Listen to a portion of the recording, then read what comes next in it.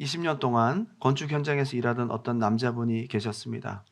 51세가 되어서 한 여자분을 만나 결혼을 합니다. 야, 그래도 51세에 결혼을 했어요. 너무나 행복하고 다복한 믿음의 가정이 되었습니다. 그리고 얼마 후에 예쁜 딸아이를 낳았습니다. 참 하나님의 축복이죠. 선물 같은 아이였습니다. 그런데 그 딸아이가 2살 때 친구들이랑 놀다가 싱크대 앞에서 뒤로 넘어졌습니다. 넘어지면서 머리가 먼저 땅에 닿았습니다. 쿵 하는 소리에 놀라서 달려가 보니까 아이가 새파랗게 질려서 울고 있는 거예요. 너무 당황해서 병원에 가서 검사를 받았는데 다행히 큰 문제가 없어서 퇴원했습니다. 그런데 그 이후부터 첫 딸아이의 행동이 점점 이상해지기 시작하는 겁니다. 점점 행동이 둔해지고 말해도 잘 알아듣지를 못하고 쉬운 내용도 전혀 이해를 하지 못하는 거예요. 결국 정신지체 4급 판정을 받았습니다. 그러다가 둘째 아이가 임신되었습니다. 임신하고 나서 뱃속에서 아이가 커가는데 병원에서 무슨 진단이 나왔는가? 이 산모가 처녀 때 앓았던 뇌종양이 다시 번지기 시작한 겁니다. 그래서 이 아이를 살릴 것인가, 엄마를 살릴 것인가를 결정하라고 병원에서 얘기가 나옵니다. 근데 산모는 고집을 피우고 아이를 살리려고 합니다. 그리고 아이를 낳은 뒤 수술하는 동안 과다출혈로 4년 동안 자리에 누워서 투병 생활을 하다가 하나님이 부르셔서 하늘나라로 가고 말았습니다. 가면서 아내가 유언으로 남편 손을 잡고 여보 2아이 잘 부탁해요. 이 남자분이 마음속에서 약속을 합니다. 할게. 내가 이 아이 잘 키워서 훌륭한 사람으로 잘 내가 양육할게. 그러던 중 2003년 아빠, 이 남자분이 길을 가다가 배를 움켜쥐고 바닥에서 꼬꾸라졌습니다. 이 병원 저 병원을 다니면서 검사를 맡았는데 단순한 장염 복통인 줄 알았더니 위암 말기 판정을 받았습니다. 엎친 데 덮친 격입니다. 아내는 갔습니다. 첫 아이는 정상이 아닙니다. 둘째 아이는 아무것도 모르고 자라고 있습니다. 돌봄이 한창 필요한 나이. 그런데 자기 자신은 3개월 사형 선고를 받은 상태입니다. 여러분, 이분의 마음이 어떨까요? 이 상황이라면 얼마나 힘들까요? 그런데 참 받아들이고 싶지 않은 문제가 있습니다. 참 아이러니한 문제가 있습니다. 이분이 신앙이 참 좋은 분이세요. 참 좋은 분이에요. 기도도 간절히 했습니다. 금식도 했습니다. 울며 하나님께 매달렸습니다. 근데 왜 당신의 자녀들에게 하나님은 이런 혹독한 고통을 허락하실까요? 모르겠습니다. 왜 이런 고통이 이렇게 착한 사람, 이렇게 신앙으로 살려고 몸부림치는 사람에게 찾아왔을까요? 무엇을 잘못했을까요? 너무 안타까운 예이지만 실제 어느 분이 겪은 이야기입니다. 우리에게 영화로도 소개된 교회 오빠라는 제목의 영화가 있죠. 여러분 현대판 욥의 이야기다라고 해서 다 알고 있습니다. 내용 다 아시잖아요.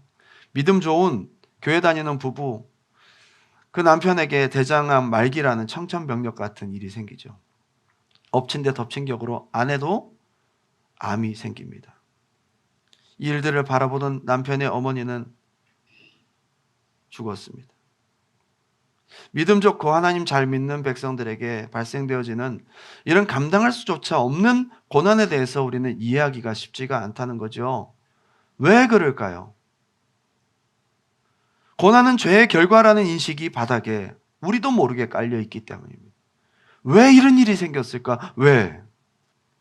내가 무엇을 잘못했을까? 라는 생각부터 들어오는 것이 우리의 인과응보적인 마음의 바탕의 생각인 것이죠. 제가 목회를 하면서 가장 어려운 부분 중 하나입니다. 기도하면 다 응답되면 얼마나 좋겠습니까? 정말 믿음으로 하면 다 치료되면 얼마나 좋겠습니까? 때로는 위로할 수도 설명할 수도 없는 고난의 문제들을 성도들과 함께 경험할 때 참 마음이 어렵습니다. 참 기도 많이 하는 분인데, 참 신실한데, 하나님이 저건 해결해 주실 만한데 하나님이 해결해 주시기를 원했는데 결국 우리가 생각하지 않은 결과를 맞이하면서 우리는 당황하고 결국 우리는 하나님의 선하심에 보지 않고 우리가 경험하지 않았어도 맡겨야만 되는 그런 상황이 참 많이 발생합니다. 그래서 욥기는 참 어려운 책이지만 이해할 수 없는 고난에 대한 주제를 다루고 있고 또한 나아가 고난에 대한 새로운 관점, 창조주, 주권자, 하나님을 통해 고난을 바라볼 수 있도록 해주는 굉장히 중요한 책이라는 것입니다. 욥이 1장, 2장에서 하루아침에 모든 것을 잃어버리는 고난 속에 들어가게 됩니다. 정말 하루아침에. 3장에는 욥의 탄식이 있습니다. 자기의 생애를 저주합니다. 내가 왜 태어나서 이런 고통을 보았는고. 4장부터 무려 31장까지 욥과 세 친구가, 위로하러 온 세 친구가 언쟁을 하게 됩니다. 욥은 나는 억울하다. 나는 죄가 없다. 왜 하나님이 나에게 이런 일들을 허락하시는지 모르겠다. 나는 의롭다. 나는 잘못한 것이 없다라고 얘기를 합니다. 세 친구는 그러한 욥을 비난하며 까닭없는 고난이 어디 있겠느냐. 이 고난이 욥의 교만과 죄의 결과라는 토론을 계속하게 됩니다. 욥기 1장부터 42장 중에서 거의 3장부터 31장까지가 인과응보적인 관점의 내용들을 다루고 있는 걸 보면 고난에 대한 대부분의 인간의 생각이 그러하다는 거예요. 우리가 대부분 그런 생각을 갖고 있다는 거예요. 결국 욥기는 결론 부분에 가서 이 고난의 신비를 하나님이 직접 등장하셔서 하나님의 관점에서 고난의 현실을 넘어서 보게 말씀하십니다. 인과응보적 관점을 넘어서 새로운 고난에 대한 이해는 주권자이신 창조주이신 하나님밖에 설명할 수가 없는 것입니다. 그리고 욥이 회복됨으로 욥기는 마무리가 되어집니다. 오늘 저는 욥기가 시작되는 산문 형식의 내용 1장과 2장 그리고 마무리도 산문 형식, 나머지 모든 대화들은 다 운문 형식으로 표현되고 있습니다. 이런 나레이션 파트에서 중요한 내용을 함께 묵상하고 우리의 삶에도 한번 적용해 볼 수 있길 바랍니다. 두 가지로 함께 은혜를 나눕니다. 첫 번째, 한번 따라합시다. 욥을 바라보는 두 개의 관점. 욥기 1장과 2장에는 욥이라는 한 사람을 보는 두 개의 관점이 평행선을 그리며 존재하고 있습니다. 혹독한 고난이 시작되기 전 우스 땅에 살았던 욥이라는 사람을 소개하는 것으로 이야기는 시작됩니다. 가만히 보면 욥기 1장에서는요, 욥을 바라보는 관점이 두 가지임을 알 수 있습니다. 욥기 1장 1절 다 같이 한번 읽어볼까요? 큰 소리로 시작. 우스 땅에 욥이라 불리는 사람이 있었는데 그 사람은 온전하고 정직하여 하나님을 경외하며 악에서 떠난 자더라. 아멘. 이것은 욥의 내면적인 모습, 욥의 신앙적인 모습. 한마디로 욥이 이런 사람이다라고 1절에 딱 정의를 하고 넘어갑니다. 성경은 의도적으로 더 중요하고 더 본질적이고 우선되는 내용, 욥에 대한 관점을 먼저 소개합니다. 1절이 제일 중요한 거예요, 사실은요. 뒤이어 부수적인 욥이라는 사람에 대한 디스크립션을 부연 설명하듯 이어가고 있습니다. 2절 제가 읽겠습니다. 그에게 아들 7과 딸 3이 태어나니라. 그의 소유물은 양이 7,000마리요 낙타가 3,000마리요 소가 500결이요 암나귀가 500마리며 종도 많이 있었으니 이 사람은 동방 사람 중에 가장 훌륭한 자라. 성령의 감동으로 기록된 성경의 관점에서 욥이라는 사람을 보고 첫 번째 1절에 소개한 것이 더 중요하다는 것을 우리에게 암시적으로 보여줍니다. 1절도 욥이고 2, 3절도 욥입니다. 2, 3절은 욥의 외적인 모습을 기술하고 있습니다. 욥이 무엇을 가졌느냐 이거죠. 욥이 양이 7,000마리고 자녀가 10명이고 낙타가 3,000마리고 이게 족장시대, 아브라함 시대에 쓰여졌다라고 우리가 추측할 수 있는 것은 그의 부의 정도를 짐승의 마리수로 계산하고 있다는 거죠. 예, 전통적인 방법이죠. 근데 여러분 딱 보기에도 어마어마하잖아요. 동방 사람 중에 가장 훌륭한 자라. 가장 알아주는 사람이다. 여러 가지 표현이 있습니다. 가장 부자다. 가장 유명한 사람이다. 이 모든 것을 다 표현하는 것이 가장 훌륭한 자라. 이것은 욥을 보는 또 다른 관점입니다. 이건 어쩌면 세상이 보는 관점, 외적인 관점, 사람들이 보는 관점이죠. 우리가 누군가를 소개하고 이력을 소개할 때에 1절처럼 소개하면 안 되죠. 이 목사님은 아주 훌륭하신 분입니다. 자, 우리 부흥 강사님 훌륭하신 분입니다. 말씀 들으세요. 이렇게 소개하지 않죠. 이 목사님은 어느 대학교를 나오셨고, 코스닥 강사를 하시고, 어떤 교회를 하시고, 이래야 그 사람에 대한 소개를 조금 더 정보를 자세하게 볼 수 있다라고 생각하는 것입니다.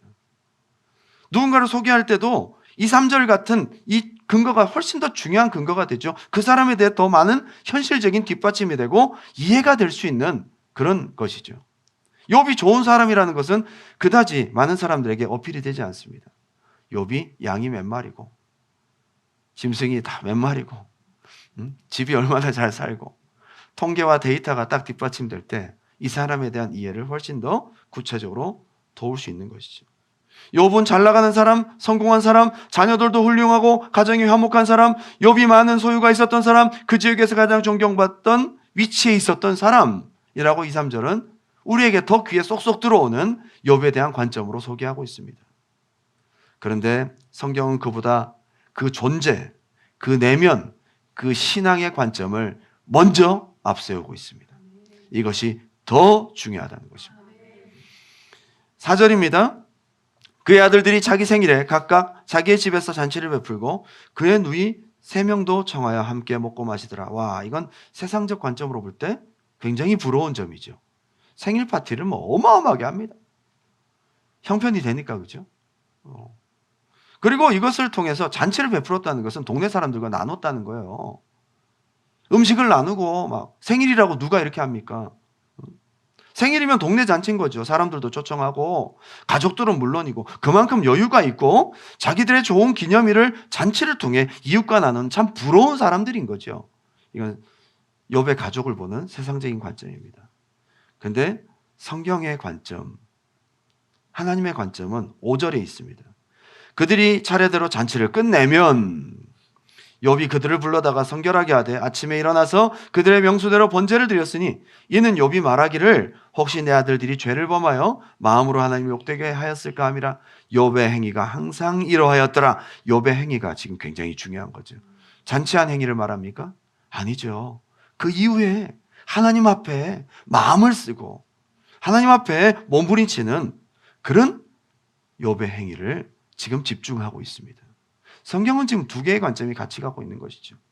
6절입니다. 하루는 하나님의 아들들이 와서 여호와 앞에 섰고 사탄도 그들 가운데 온지라. 여호와께 사탄에게 이르시되 네가 어디서 왔느냐? 사탄이 여호와께 대답하이르되 땅을 두루 돌아 여기저기 다녀왔나이다. 여호와께 사탄에게 이르시되 네가 내 종 욥을 주의하여 보았느냐? 자, 지금 하나님이 직접 관점을 소개합니다. 놀랍게도 1절에서 소개했던 그것이 바로 하나님의 입에서 나옵니다. 그와 같이 온전하고 정직하여 하나님을 경외하며 악에서 떠난 자는 세상에 없느니라. 1절과 정확하게 매칭이 되죠.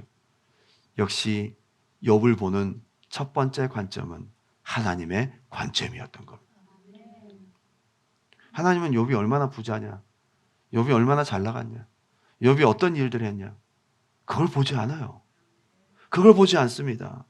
그가 뭘 가졌고 얼마나 대단한 사람인지 세상 사람들이 보고 평가하는 관점은 하나님이 아예 언급을 하지 않습니다. 온전하고 정직하고 하나님을 경외하고 악에서 떠난 자들아.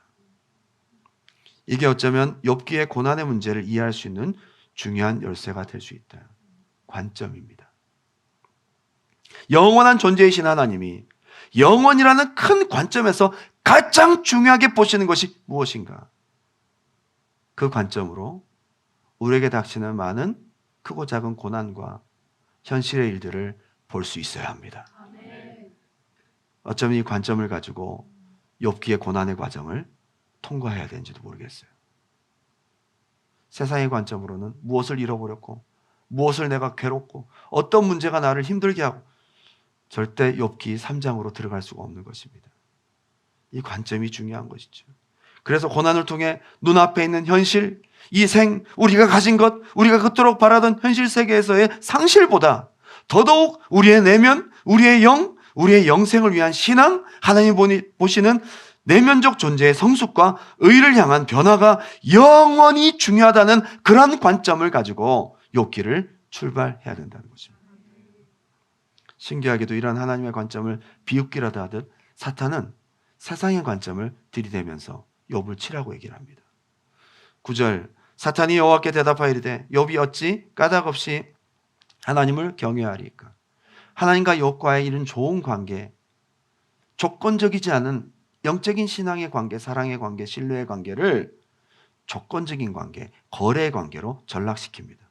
10절, 주께서 그와 그의 집과 그의 모든 소유물을 울타리로 두르심 때문이 아니니까 주께서 그의 손으로 하는 바를 복되게 하사 그의 소유물이 땅에 넘치게 하셨음이니이다. 지금 아까 얘기했던 욥의 집, 욥의 소유물, 욥의 손으로 하는 바, 그의 소유물이 땅에 넘친, 이게 아까 숫자를 말했던 짐승들의 숫자와 욥이 가지고 있었던 많은 소유물들을 사탄이 다시 언급하고 있는 것입니다.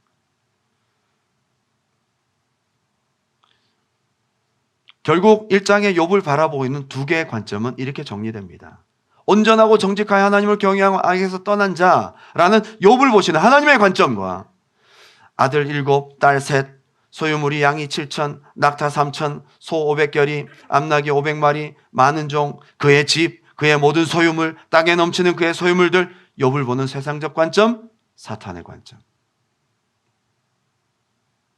이 두 개의 관점 중에 우리가 어떤 관점을 선택하느냐가 고난을 보는 건전한 믿음의 시각으로 이 과정을 통과하게 된다는 것입니다.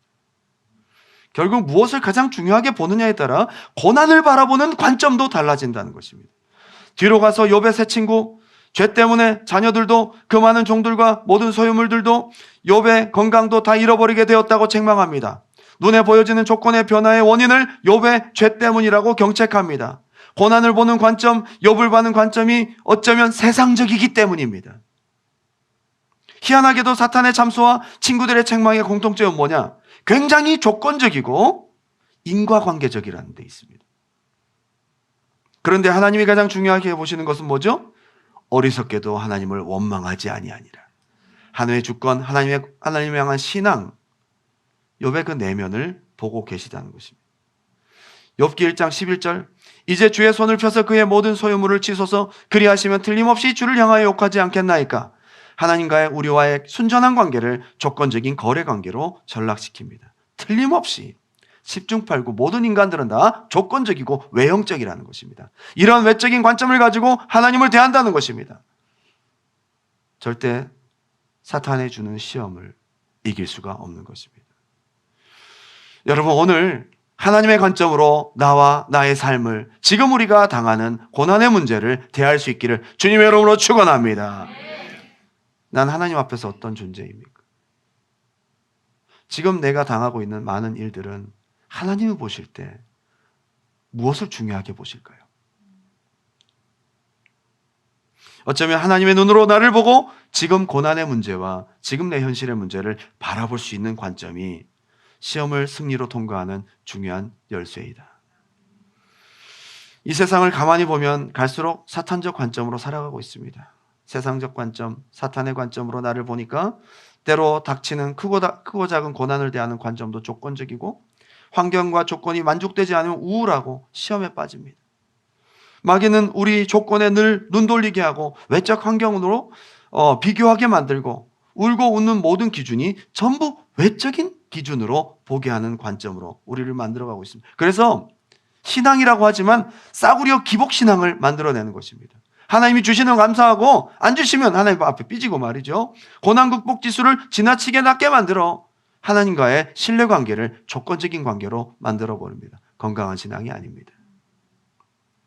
그러한 관점에서 본다면 교회에서 가장 중요한 사명 중에 하나가 하나님의 관점 안에서 내 내면을 성숙하게 하고 내 인격과 성품, 내 존재 자체가 하나님의 사람이 되도록 만들고 하나님을 향한 조건 없는 마음가짐을 만들어가는 것이 중요한 것이 아닌가. 이게 진짜 신앙이 아닌가 생각이 듭니다. 사탄은 내 외적 조건, 내 공로, 내 업적, 내 손으로 한 것, 공로주의와 보상 심리에 매이게 만듭니다. 내가 이만큼 했고 내가 이만큼 섬겼고 내 직분이 이렇고 그러니 하나님께서 나에게 은혜 주시는 것이 당연한 것 아니야. 하나님의 은혜를 대가와 보상으로 생각하게 만드는 것입니다. 건강한 신앙이 아닌 것이죠. 여러분 혹시 어려운 고난 중에 있으신 분들이 계십니까? 여러 가지 세상살이와 문제로 인해서 불행하다고 때로 느끼십니까? 때로 만족스럽지 않은 결과, 열심히 기도했는데 원하는 응답을 받지 못함으로 말미암아 마음에 어려움이 있는 분들이 계십니까? 오늘 우리의 이런 시각을 욥을 바라보시는 하나님의 관점으로 바꿀 수 있기 바랍니다. 이 관점의 변이가 필요하다 이거예요. 너무 중요합니다. 하나님의 눈으로 보면 때론 실패했어도 나는 귀한 존재입니다. 탕자는 가졌던 빈터대로로 돌아왔던 아버지의 눈으로 보면 똑같은 아들이었습니다. 관점이잖아요. 하나님 안에 있다면 하나님의 눈으로 볼 때 늙어도 존귀합니다. 여러분의 가치는 세월이 지나도 반감되지 않습니다. 여러분의 상황과 현실에 따라 전혀 달라지지 않습니다. 하나님의 시각은 욥이 가졌던 고난 중에서 모든 것을 잃어버렸던 욥을 사랑하시는 하나님의 관점은 변하지 않았습니다. 하나님의 눈으로 볼 때 죽는 것도 귀합니다. 세상의 관점으로 볼 때는 죽음의 순간이 가장 외롭고 가장 쓸모없어지는 순간이지만 시편 116편 15절에 그의 경건한 자들의 죽음은 여호와께서 보시기에 귀중한 것이로다. 오늘 하나님의 관점을 갖는 여러분 되시기를 주님의 이름으로 축원합니다. 욥기 1, 2장을 읽으면서 우리가 이 눈을 장착하고 3장으로 들어가야 합니다. 두 번째는 한번 따라할까요? 조건이 아닌 주권, 내 소유가 아닌 진짜 소유주를 인정하라. 제가 이 두 번째 제목을 하면서 참 라임을 잘 짰다. 조건이 아닌 주권, 내 소유가 아닌 진짜 소유주를 바라보라. 내 소유를 바라보지 말고 진짜 소유주를 바라보라. 여러분 조건이 아닌 주권을 인정하는 여러분 되시기 바랍니다. 내 소유가 아닌 진짜 소유주가 누구인지를 볼 수 있는 눈이 열려야 돼요. 이게 욥기를 이해하는 굉장히 중요한 열쇠입니다. 욥기는 사람의 진짜 중요한 것을 보시는 하나님의 관점을 우리에게 알게 하시고 고난을 통해 진짜 그가 가진 신앙이 무엇인지를 그리고 무엇이 진짜 신앙인지를 밝혀내는 고난은 그러한 것입니다. 고난의 불을 지필 때에 다 타서 없어지고 진짜 남는 게 있잖아요. 그게 진짜 신앙이라는 것을 테스트하는 굉장히 중요한 필터링 과정이라는 겁니다. 욥은 모든 자기의 소유를 하루아침에 잃어버리고는 하나님께 이런 태도를 보입니다. 욥기 1장 20절 21절 어렵지만 우리가 한번 읽어라도 봅시다. 우리 이런 고백을 우리가 입에서 할 수는 없지만 성경이라도 읽으면서 욥을 흉내라도 한번 내봅시다. 20절부터 22절까지 다 같이 시작. 욥이 일어나 겉옷을 찢고 머리털을 밀고 땅에 엎드려 예배하며 이르되 내가 모태에서 알몸으로 나왔사온즉 또한 알몸이 그리로 돌아가올지라. 주신 이도 여호와시요 거두신 이도 여호와시니 여호와의 이름이 찬송을 받을지니라. 욥이 범죄하지 않았다. 욥에게 벌어진 엄청난 많은 일들에 하나님 관심이 없어요. 그걸 바라보는 욥이 어떻게 반응하느냐. 이 하나님의 관점인 거거든요. 여러분 영원한 세계에서는요, 썩어 없어질 물질 세계에서 움직이는 것보다 영적 존재인 여러분의 심령과 마음의 움직임을 훨씬 더 크게 본다는 것입니다. 짧은 순간 욥의 이러한 반응과 행동은 인간이 지극히 조건적일 수밖에 없고 하나님을 향한 신앙이라 할지라도 조건적이라는 확고한 사탄의 생각을 완전히 무너뜨리는 놀라운 영적 승리가 되었습니다. 욥의 신앙이 조건적이지 않았다는 이 위대한 고백, 이 고백은 내용이 무엇입니까? 나의 생명도 내게 주신 모든 소유도 다 하나님이 주셨고 하나님 것입니다. 내 소유가 아닌 소유주에게. 그 소유 안에는 10자녀도 포함되어 있습니다. 여러분 소유의 개념이요, 자녀가 하나님 소유라는 것을 인정하는 거 쉽지가 않죠. 여러분이 손으로 이룩한 노력의 산물인 물질도 하나님 소유라, 그 소유가 하나님이다라는 것을 인정하기 쉽지 않은데 여러분의 자녀 어디까지 인정하십니까? 하나님의 주권을 어디까지? 나의 가진 모든 조건보다도 하나님의 주권을 인정합니다. 하나님의 주권을. 심지어 이것은 하나님이 이 고난을 주도하셨다는 오해를 한 상태에서마저도 이걸 감안해서 드렸던 고백이에요. 여기 보게 되면 실제로는 사탄이 했잖아요. 갑자기 막 스바 사람, 갈대아 사람, 하루아침에 모든 일들이 일어납니다. 심지어 보고했던 종이 하나는요, 하늘에서 하나님의 불이 떨어져서 종들을 살랐나이다. 이거 하나님이 하셨다라고 밖에 오해할 수밖에 없는 상황으로 몰아갑니다. 이유를 알 수 없는 강풍이 내 모퉁이를 쳐서 10자녀를 죽였습니다. 이 모든 일들이 다 하나님이 하셨다라고 생각할 수밖에 없는 상황이라 할지라도 욥은 그 소유를 하나님의 주권 앞에 그 모든 것을 다 진짜 소유주신 하나님께 올려드리는 믿음의 고백을 합니다. 쉽진 않지만 우리가 욥기를 이해하는 중요한 내용이죠. 심지어 2장에는 욥이 자기의 건강마저 완전히 잃어버리고 아내가 하나님을 욕하고 죽으라는 반응을 할 때 이런 내용을 기록하고 있습니다. 욥기 2장 8절, 욥이 제 가운데 앉아서 질그릇 조각을 가져다가 몸을 긁고 있더니 그의 아내가 그에게 이르되 당신이 그래도 자기의 온전함을 굳게 지키느냐, 하나님을 욕하고 죽으라. 마치 이 여자분은 사탄이 말하기 한 그것을 그대로 말하는 것처럼 껍데기는 아내인데 마귀가 시켜서 하는 말처럼 틀림없이 욕하지 않겠습니까? 라는 것을 그대로 실현이라도 하듯 사탄이 빙의해서 이 여자를 통해서 얘기합니다. 그대로 내뱉습니다. 10절에 그가 이르되 그대의 말이 한 어리석은 여자의 말 같도다. 우리가 하나님께 복을 받았은즉 화도 받지 않겠느냐. 이 모든 것이 만약 이 고난의 범인이 하나님이라 할지라도 나의 소유가 아닌 소유주께로, 나의 모든 조건이 아닌 하나님의 주권으로 그는 관점을 그렇게 유지를 합니다. 하나님의 하나님 되심, 하나님의 주권을 인정하는 신앙이 바로 하나님을 경외함. 이것이 신앙이고 조건적이지 않은 진짜 하나님을 인정하는 믿음이라고 욥기에서는 소개를 하고 있습니다. 물론 시간이 지나면서 이후에 욥기 3장에서 자신이 생일을 저주하거든요. 그리고 하나님 원망해요. 저는 1, 2장만 있었으면 욥이 공감이 안 되는 인물이에요. 좀 너무 거룩하니까 뭐 우리가 흉내라도 낼 수 있어야지. 이게 됩니까? 욥기 1장, 2장을 보면서 욥이 원망하지 않았다. 그래서 갑절의 축복을 받았다. 이렇게 얘기하면 안 되는 거예요. 여러분 보십시오. 성경 한번 읽어보세요. 3장부터 욥이 엄청 원망합니다. 그거 마음에 들어요, 저는. 좀 약간 우리 같아서. 그리고 새 친구와의 대화에서 자신의 의로움 계속 항변하면서 바락바락 대들죠. 자신이 당하는 고난은 억울한 일이고 하나님으로부터 나 진짜 대명을 들어야 되겠다. 막. 그러면서 막 하나님 앞에 들이댑니다. 어쩌면 욥은 소유와 외적인 상실에 대한 항소보다도 자신에게 닥친 까닭없는 고난에 대한 이유를 알고 싶어 합니다. 왜 하나님 왜 그러셨어요? 좀 알게 해주세요. 저는 죄가 어디 있습니까? 제가 뭘 잘못했습니까? 왜 저에게 이런 일들을 허락하셨습니까?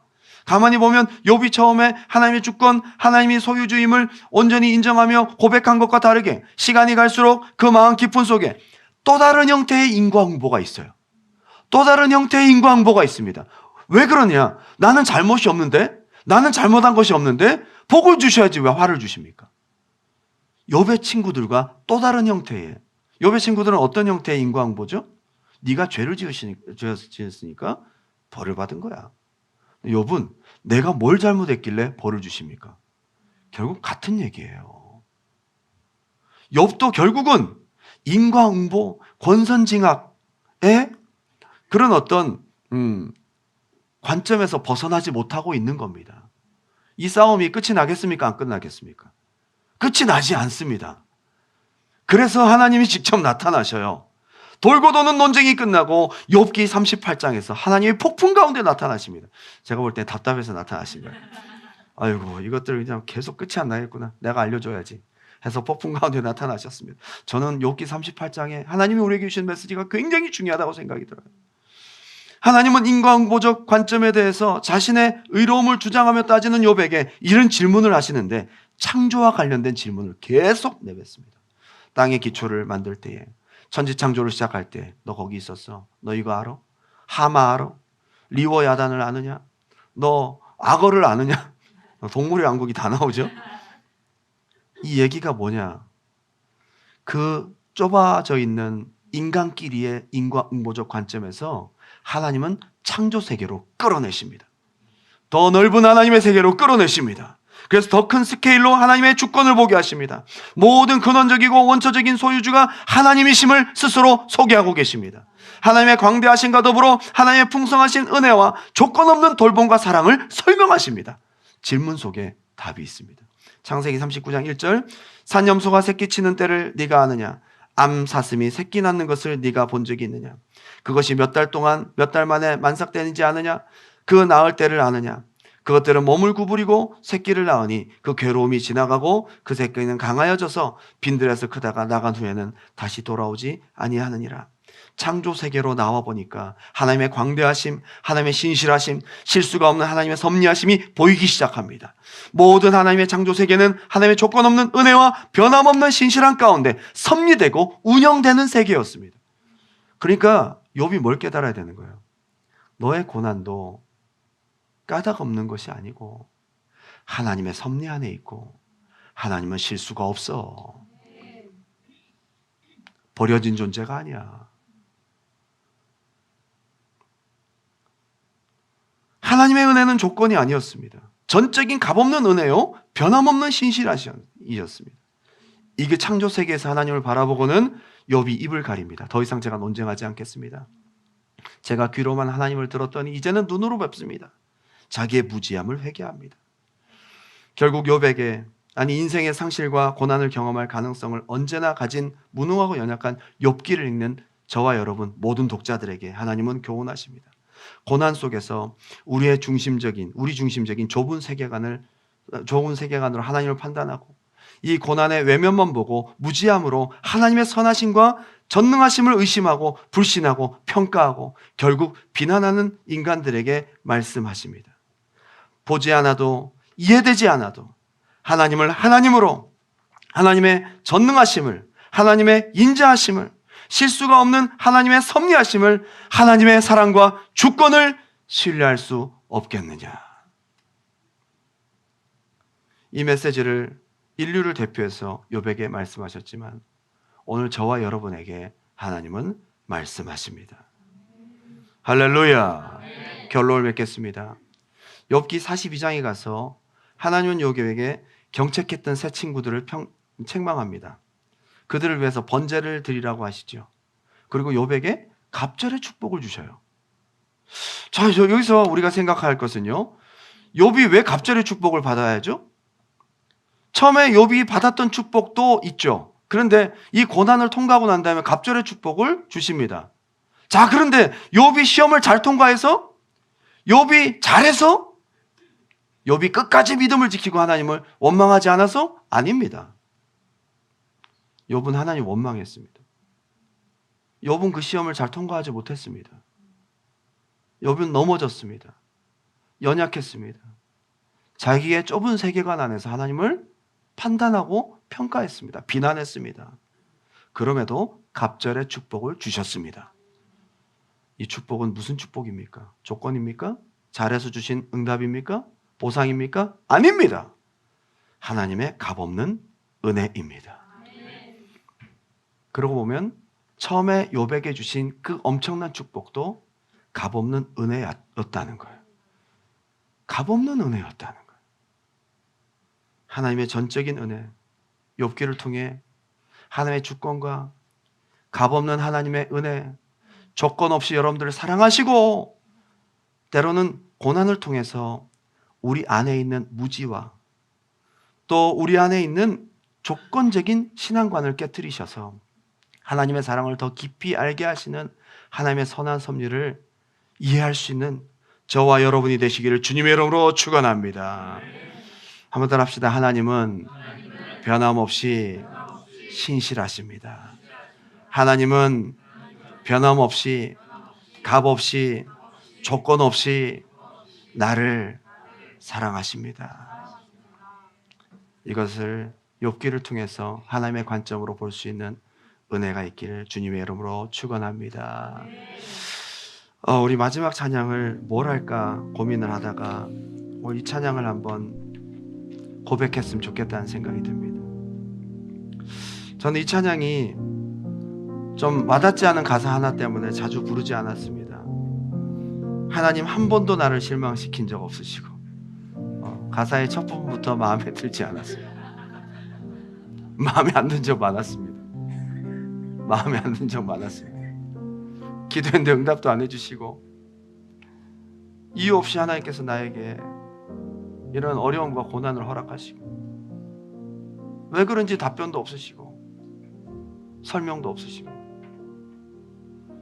저만 그러면 좋은데 우리 성도들도 그런 고통 가운데 지나가는 성도들을 보게 하시면서 여러분 보는 것도 굉장히 힘든 일입니다.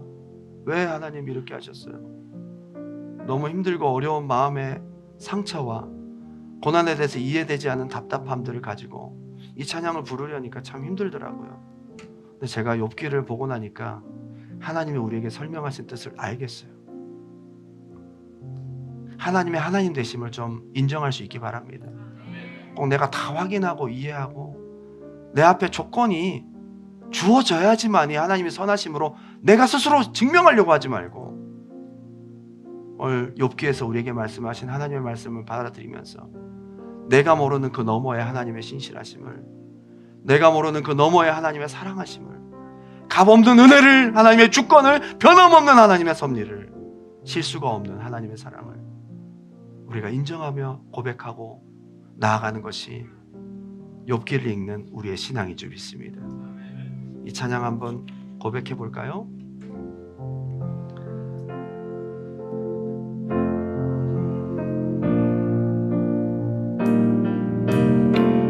하나님 한 번도 나를 실망시킨 적 없으시고 언제나 공평과 은혜로 나를 지나온 모든 세월들 우리가 앞으로 영원한 세계에 가면 다 알게 될 것입니다. 돌아보아도 그 어느 것 하나 주의 손길 안 미친 것 전혀 오 신실하신 주 우리에게 주셔도 안 주셔도 때때로 우리의 조건이 좋아도 그렇지 못해도 오 하나님은 신실하십니다. 내 너를 떠나지도 않으리라 내 너를 버리지도 않으리라 약속하셨던 주님 그 약속을 지키사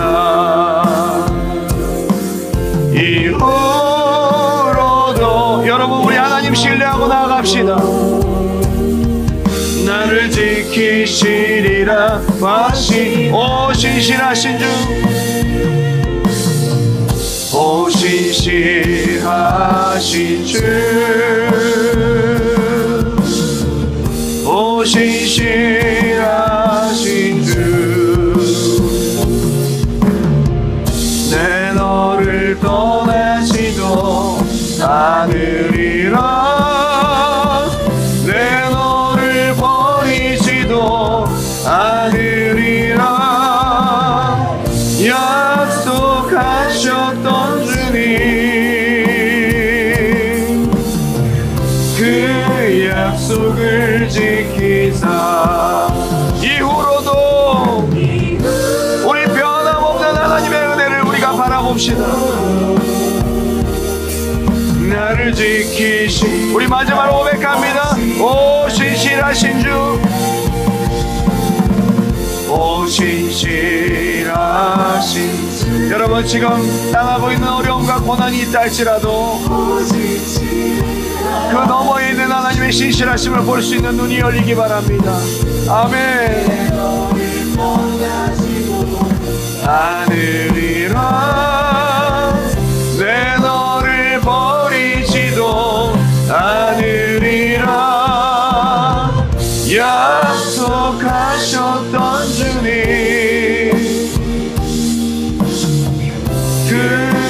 약속을 지키사 이후로도 영원토록 나를 지키시리라 확신하네. 우리 가슴에 손을 얹고 한번 기도할까요? 때로 나는 하나님을 바라볼 때 하나님이 좋을 때도 있고 나쁠 때도 있고, 하나님이 막 사랑스러울 때도 있고 찬양하고 경배하고 싶을 때도 있고, 어떤 때는 예배도 드리기 싫을 때가 있잖아요. 우리의 평가와 외적인 환경으로 그 안경을 끼고 하나님을 바라보니 하나님을 이해할 수가 없는 것입니다. 근데 하나님은 그 너머에 계십니다. 하나님은 변함없이 나를 사랑하시고 처음부터, 아니 만세전부터 나를 사랑하신 선택과 사랑이 변하지 않고 영원하십니다.